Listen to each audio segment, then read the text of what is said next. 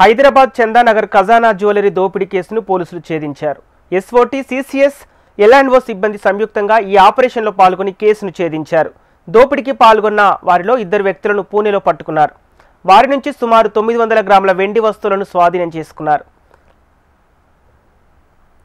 August 12 చందానగర్లోని ఖజానా జ్యువెలర్స్లోకి ప్రవేశించిన దుండగులు అక్కడ ఉన్న డిప్యూటీ మేనేజర్ సతీష్ కుమార్పై కాల్పులు జరిపి మొత్తం 10 కేజీల గోల్డ్ కోటెడ్ సిల్వర్ను ఎత్తుకెళ్లారని చెప్పారు డీసీపీ వినీత్.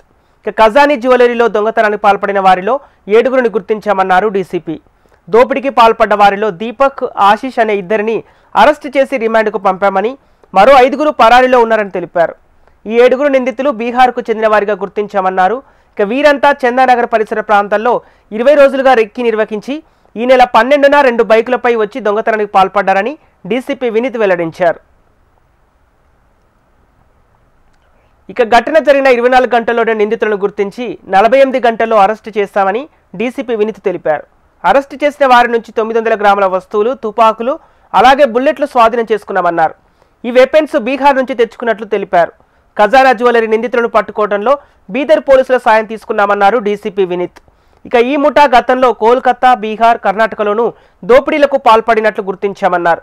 జ్యువెలరీ షాపు నిర్వహణ సంస్థలు పని వేళల్లో తగిన భద్రతా వ్యవస్థను ఏర్పాటు చేసుకోవాలని డీసీపీ వినీత్ సూచించారు.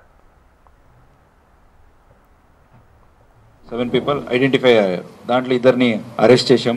కస్టడీ నుంచి మనం ఒక 900 grams of items, silver items which are gold coated, దాన్ని తీసుకోవడం జరిగింది, సీజ్ చేశాం.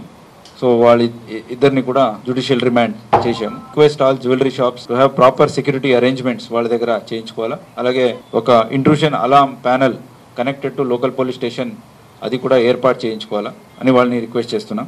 మొత్తం 24 అవర్స్లో ఐడెంటిఫై చేస్తూ, అలాగే ఒక 48 అవర్స్లో వాళ్ళని దగ్గర వెళ్ళి మనం ఇంత తొందరగా చేసిన దానికి entire our law and order, SOT, crimes all టీమ్స్ని కూడా సిపి గారు ప్రశంసించారు.